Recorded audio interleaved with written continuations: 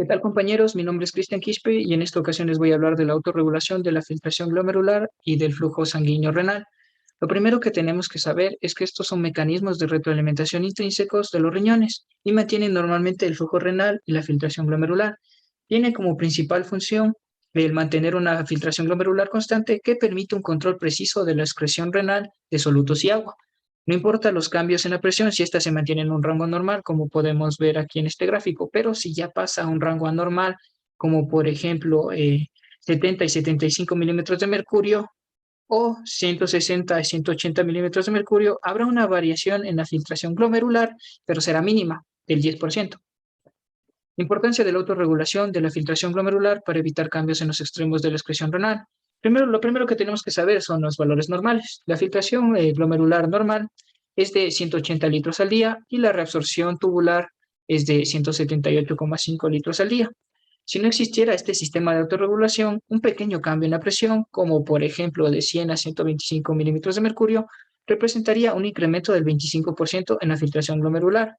Este cambio agotaría rápidamente el volumen sanguíneo. No hay grandes cambios en el volumen de orina con relación a los cambios en la presión debido a los siguientes puntos. 1. La autorregulación renal impide grandes cambios en la filtración glomerular.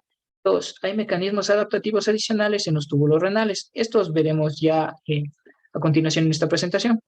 Aún con estos mecanismos, la presión arterial tiene efectos sobre la excreción renal de agua y sodio. A esto se le conoce como diuresis por presión. Retroalimentación túbulo-glomerular y autorregulación de la filtración glomerular. Este es un mecanismo que acopla los cambios en la concentración del cloruro de sodio en la molécula densa del control de la resistencia arterial renal y la autorregulación de la filtración glomerular. Este mecanismo se dirige específicamente a estabilizar la llegada del cloruro de sodio al túbulo distal. Debido a esto, hay casos en los que en los cuales la filtración glomerular se autorregula a expensas de cambiar el flujo sanguíneo. La retroalimentación túbulo-glomerular tiene dos componentes que actúan juntos en el control de la filtración glomerular. El primero es un mecanismo de retroalimentación arteriolar aferente y el otro es un mecanismo de retroalimentación arteriolar eferente. Estos dependen de las disposiciones anatómicas del complejo yuxtaglomerular. Estas disposiciones anatómicas, como podemos ver en este gráfico, este complejo de yuxtaglomerular consta de células en la mácula densa, como había mencionado antes, y en la porción inicial del túbulo distal ahí encontramos células yuxtaglomerulares por el lado de la arteriola aferente y la arteriola eferente. Estos de aquí van a ayudar a que se reduzcan la pared o se contraigan para mantener así la autorregulación de la filtración glomerular. La reducción del cloruro de sodio en la mácula dilata las arteriolas eferentes y libera renina. Esto funciona de la siguiente manera. Cuando hay menos presión, por ende, habrá menos filtración glomerular. Esto disminuirá la velocidad de flujo que llega a la asa de Henle, que causará mayor resorción del cloruro de sodio, que hará que disminuya la concentración tubular del cloruro de sodio en la mácula densa, que tendrá dos efectos. El primero va a ser más liberación de renina en células yuxtaglomerulares.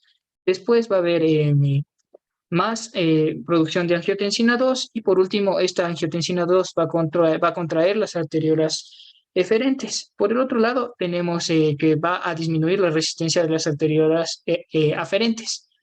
Cuando se contraen las arteriolas eferentes, lo que sucede es que se contrae, al rato de contraerse, aumenta la presión hidrostática glomerular y ayuda a normalizar la frecuencia glomerular, la frecuencia de la filtración glomerular, perdón. Por el otro lado, tenemos en cambio que esta menor resistencia en las arteriolas aferentes provoca la elevada presión hidrostática glomerular y ayuda a normalizar la frecuencia y la filtración glomerular. La liberación de renina por las células yuxtaglomerulares.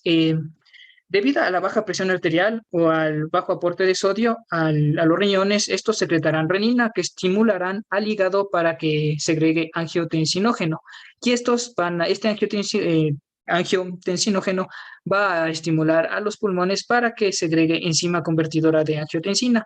Estos se van a convertir en angiotensina 1, que posteriormente se van a convertir en angiotensina 2, que como vimos antes, contrae las arteriolas eferentes, con lo que aumenta la presión hidrostática glomerular y ayuda a normalizar la filtración glomerular.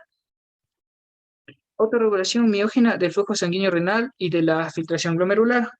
Bueno, en esto tenemos que entender que este mecanismo miógeno eh, es básicamente la capacidad de cada vaso sanguíneo de resistirse al estiramiento durante el aumento de la presión arterial. Esto quiere decir que responden a un aumento en la tensión o un estiramiento en la pared con una contracción del músculo liso vascular.